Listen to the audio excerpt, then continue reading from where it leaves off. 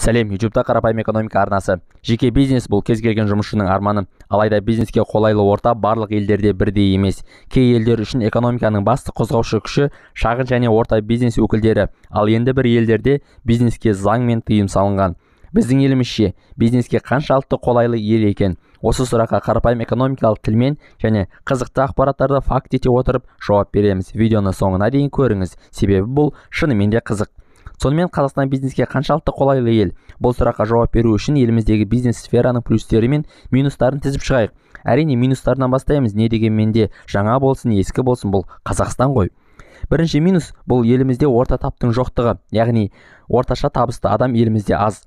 Ал кез келген шағын және орта бизнестің негізгі тұтынушысы орташа деңгейдегі табысты азаматтар. Осы орайда өзіңізді жұмыс істеймін, айлығым өзіме жетеді, орта табысты адаммын деп ойласаңыз қателесесіз. Орта табысты адам деп айлығы, яғни табысы тамағы мен киім кешегінен бөлек демалысына және түрлі емдеу сауықтыру орталығына жететін адамды айтады. Қазақстанда орта деңгейлі табысты азаматтар аз екеніне бір дәлел келтіре кетейін. BMW компаниясының BMW X5 және X6 деп аталатын екі көлігі бір-біріне техникалық жағынан қатты ұқсайды. Тек X6 моделі әдемі және бағасы әлде қайда қымбат. Сол себепті әлемде X5 X6-дан көп сатылады. Түсінікті ғой, техникалық қуаты бірдей, арзаны X5, сондықтан X5-ті таңдайды. Алайда Қазақстанда бәрі керісінше, яғни қымбат саналатын X6 X5-тен әлдеқайда көп сатылады. Бұл қазақтардың байып кеткендігін білдірмейді. Бұл Қазақстанда орта таптың жоқтығын білдіреді. Яғни әзірге X6 ақшасы жетпейтін, тек X5-ті ғана ала тұратын адам жоқ. X5-ке ақшасы жететін адам X6-ға да ақшасы жетеді. Немесе көпшілік азаматтардың бұның екеуіне де ақшасы жетпейді.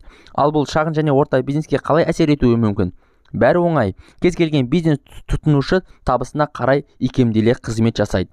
Егер де тұтынушының ақшасы аз болса, ол әрине арзан тауар іздейді. Экономикалық заңдылық бойынша бұл жағдайда сапа құрбандыққа шалынады. Сапалы қымбат өнім емес, сапасыз арзан өнім өтімді болады. Екінші минус бұл Қазақстан халқының санының аздығы.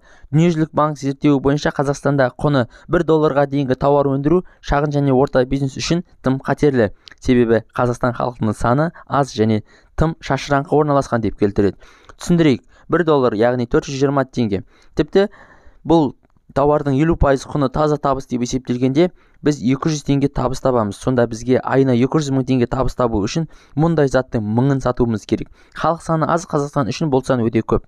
Сондықтан да 1001 ұсақ түйек Қазақстанда өндірілмейді. Үшінші минус бұл монополия. Еліміздегі шикізат өндірісі саласындағы монополия бәрін жойып жатқан айдаһар іспетті. Мысалға, күнделікті сатып алып жатқан нан. Өндіруші электр қуаты үшін бір монополисті, ұн үшін тағы бір монополисті қоректендіруге мәжбүр. Түсінесіз бе? Олар бар, бірақ жоқ. Монополияға қарсы агенттік бар, алайда олардан нәтиже жоқ. Ал енді елімізге бизнес жасаудың плюстерін тізіп шығайық. Бірінші, салық төлеу жүйесі.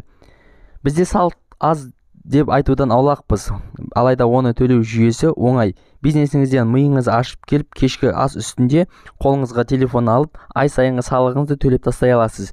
Содан соң диванға жатып, қарапайым экономика арнасын көріп отырып, жұмысшыларыңызға айлығын жібере аласыз. Бұл жағынан біз тіпті Кеңес одағынан тараған елдер арасында бірінші орындамыз десек те болады. Әрине, Украинадағы соғысқа дейін Украинадан кейінгі екінші орында едік. Екінші, жұмысшылар құқығы қорғалмайды. Бұл плюс емес, минус қой деп ойларсыз. Бұл еліміз үшін минус, ал бизнес үшін бұл плюс. Мысалға, сіз жұмысшыңызды кешке жұмыстан 1 сағатқа қалдырып, артық жұмыс жасауын талап етсеңіз, 90% қазақстандық жұмысшы келіседі. Себебі оның жұмыс орнына қызығып таласып жүргендер жетеді. Басшылыққа қарсы шықса, жұмыстан кетеді.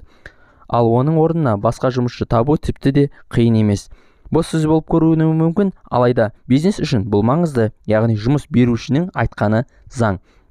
Бұған қарсы тұра алатын кәсіподақтар бар еді, алайда кәсіподақтар митингілер мен протестлердің негізгі ошағы болғандықтан ел үкіметі олардың санын азайтып, кәсіподақтардың экономикалық қуатын құлдыратты. Бұл өз нәтижесін берді. Қазір елімізде бизнесмендерге өз құқығын мүлдем білмейтін жұмысшы табу өте оңай. Бұған мысал келтірудің өзі артық. Жалпылай айтқанда, мектептегі мұғалімдерден құрылыстағы краншыларға дейін. Үшінші Плюс бұл конкуренция аз және әлсіз. Елімізде Еуропа елдеріндегідей 100 немесе 300 жылдық бизнес жоқ. Қазақстандағы шағын және орта бизнестің жоғарғы жасы 8 жыл. Яғни жаңадан ашылған бизнес 8 жылдық тәжірибесі бар бизнеспен конкуренцияға түседі. Ал Еуропада жаңадан ашылған бизнес 200 жылдық тәжірибесі бар бизнеспен конкуренцияға түсуі мүмкін.